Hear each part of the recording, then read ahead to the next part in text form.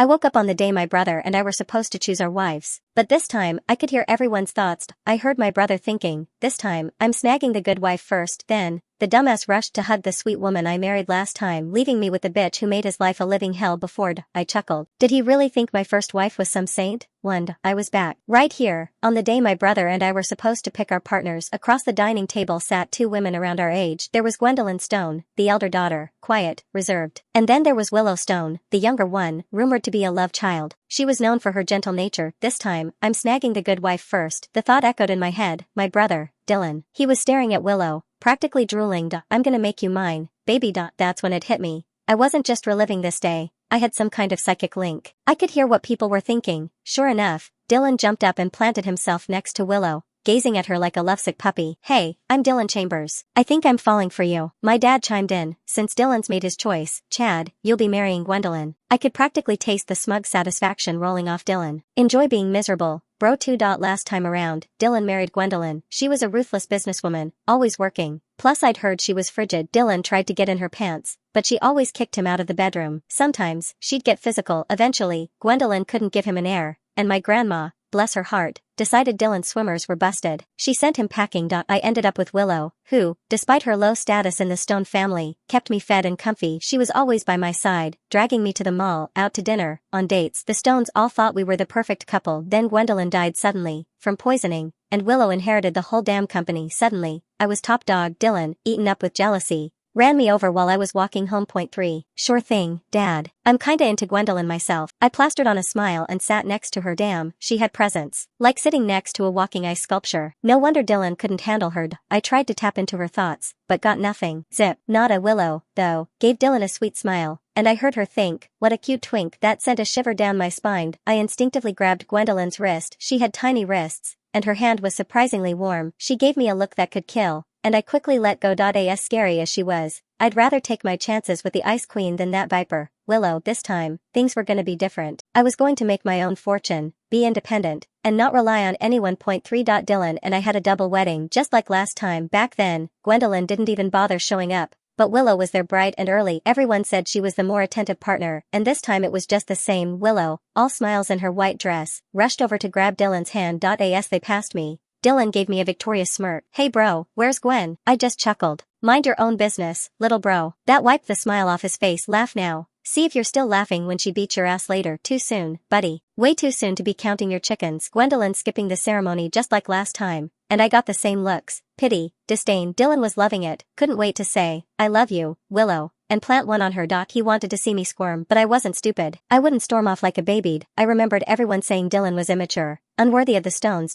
That's why Grandma Stone treated him like dirt after the wedding. Point 4. I grabbed the mic and flashed a confident smile at the crowd. Gwendolyn had a super important business deal come up today. I'll be covering for her during the toasts. Hope no one minds. The muttering died down. Grandma Stone, sitting at the head table, gave me an approving look. The Stones cared about appearances more than anything. As the new husband, I couldn't afford to freak out. Gotta act like I owned the place. Dylan caught Grandma Stone's gaze and his face twisted in annoyance. Fucking kiss ass. I'll make a fool out of you during the tea ceremony. Being able to hear thoughts really was a gift, gave me a serious edge. When it came time for the tea ceremony, I calmly walked towards Grandma Stone. Dylan was watching me like a hawk, mentally counting down. 1, 2, 3. I sidestepped him and grabbed the teacup. Dylan ate shit, sprawling on the floor, tea soaking his expensive suit. You okay? Willow rushed to help him up, thinking, what a moron. Everyone was staring. Grandma Stone looked pissed. Clumsy oaf. Is that how a stone man acts? Sorry, I didn't mean to. Dylan stammered, but his eyes were full of venom. If I were him, I'd stop trying so hard. He wanted me to suffer, so of course I wouldn't take it lying down. Point 5.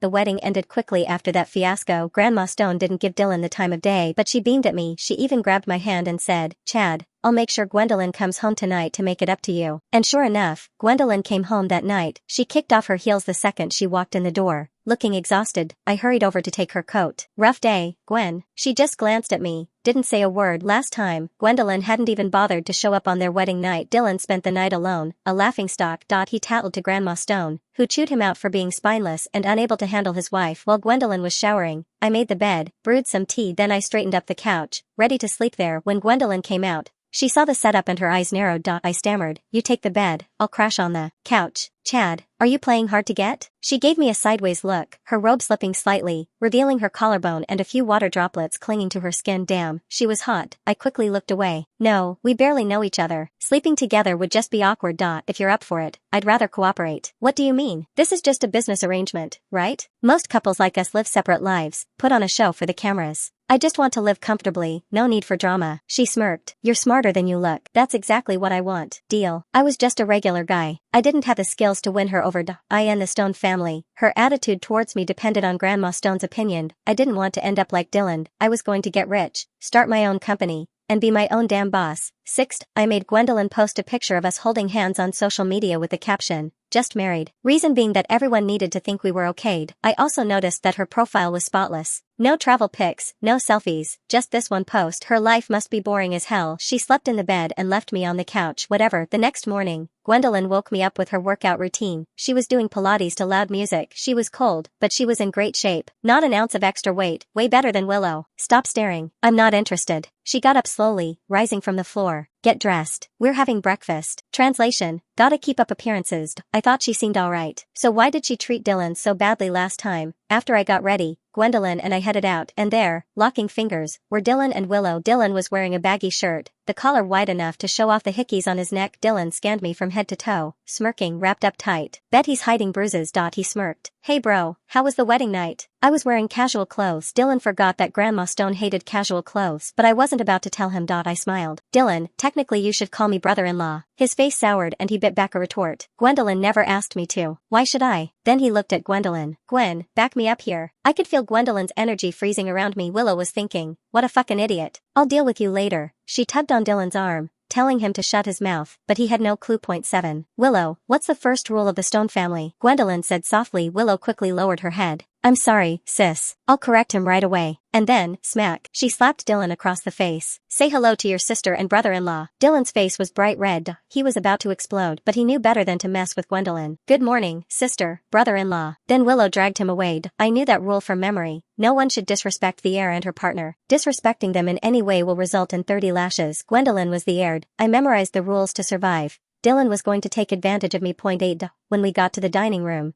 Dylan was sitting there. His face was pale. He was low-profiled. I caught Willow using a needle to stab his hand under the table. You piece of shit. You're the reason I'm getting yelled at, she thought to herself, upping the pressure. Last time, Willow mistreated me shortly after we got married. I couldn't escape. That's why I would rather be with Gwen. Willow was Dylan's problem now. Grandma Stone arrived, and we stood up to greet her. She hobbled over, tapping her cane. She looked at Dylan and stopped. Dylan hadn't changed clothes. Seeing her look, he smiled, acting embarrassed. It was Willow. She's so playful. Grandma Stone hit him with her cane. Shameless. Keep it to yourselves. You're embarrassing us. Last time, a servant was fired for wearing shorts. I was careful after that. I was alive because I was careful. That's why Dylan thought I was living well, because I had a good partner. Good times didn't have to rely on others. Sorry, Mom, I didn't know. He was sweating from the pain. Willow defended him. Mom, it's my fault. She was happy. Serves you right. A pervert. Point 9. The new husband was new, so Grandma Stone ate with us. Gwendolyn served me. Dylan was glaring. I smiled. Thanks, babe. Grandma Stone grinned. Chad, work with Gwendolyn at the company. You're a Stone son, so it's time to learn. That was last time, but Dylan said, I want to live with Gwen. He pushed away the opportunity.